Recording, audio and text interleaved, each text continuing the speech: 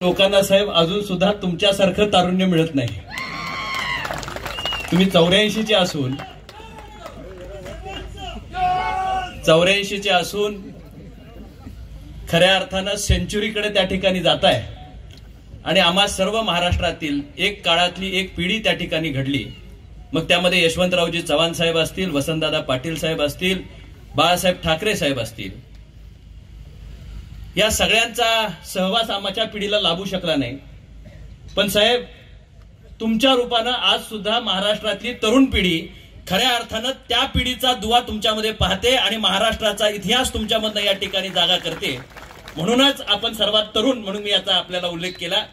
त्या आदरणीय पवार साहेब आयुष्य स्वतंत्र सैनिकासारखं या ठिकाणी जगणारा एक लोकनेता या ठिकाणी होऊन गेला आणि त्याची स्मृती आपण चिरंतन करण्यासाठी इथं आलात। मी मनापासून आदरणीय पवार साहेबांचा आभार व्यक्त करतो की एका कार्यकर्त्याचा सन्मान कसा राखावा, एका जुन्या पिढीतल्या नेत्याचा सन्मान कसा राखावा।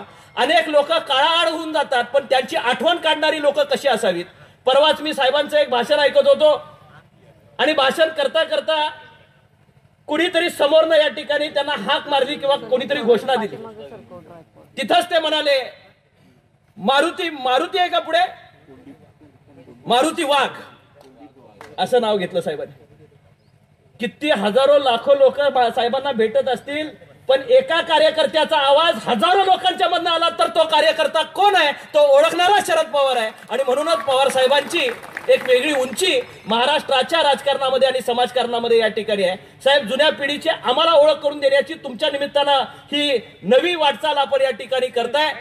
दिनकरराव मुद्राळे साहेब असतील, बाबासाहेब खंजिरे साहेब असतील, या ठिकाणी श्यामराव पाटील यड्रावकर साहेब असतील, लोकनेते खासदार बाळासाहेब माने साहेब असतील, देशभक्त रत्नाप्पा कुंभार साहेब असतील, यांच्यासारखी अनेकांची संबंध आपण त्या काळामध्ये या ठिकाणी आले। महाराष्ट्राचे मुख्यमंत्री म्हणून त्या काळातले सर्वात तरुण मुख्यमंत्री म्हणून आपण महाराष्ट्रभर वावरलात पण त्या काळातली सर्वात मोठी राजकीय फळी आपल्या बरोबर या ठिकाणी आपण तयार केली आणि मग महाराष्ट्राच्या कानाकोपऱ्यामध्ये ते सवंगडी तुमच्या टप्प्याटप्प्यानं तुमच्या बरोबर त्या ठिकाणी राहत गेले।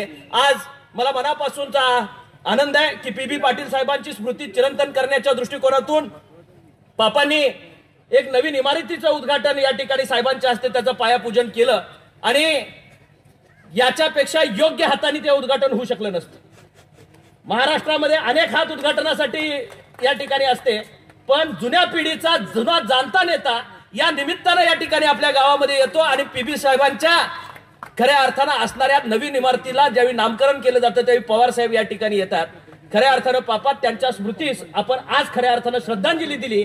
त्यांचं 100वे वर्ष शतकी या ठिकाणी सुरू आहे। मगाशी ज्याचा उल्लेख या ठिकाणी आमदार साहेब राजेंद्र पाटील साहेबांनी या ठिकाणी केला की 5 कोटी रुपये आम्ही लोकनेते सन्माननीय रत्नाप्पा कुंभार साहेबांच्या स्मारकासाठी त्या ठिकाणी देऊ केलेत आणि ह्या लोक चळवळीला ह्या गावागावातून या ठिकाणी ताकद देणारी ही मंडळी काळाआड जरी गेली असली तरी भारताच्या राज्यघटनेवर ज्यांची स्वाक्षरी आहे ते रत्नाप्पा कुंभार त्यांची ही जन्मभूमी आहे आणि निश्चितपणे त्या जन्मभूमीची कदर शरदचंद्रजी पवार साहेबांनी केली आणि आज इथपर्यंत ते त्या ठिकाणी आले।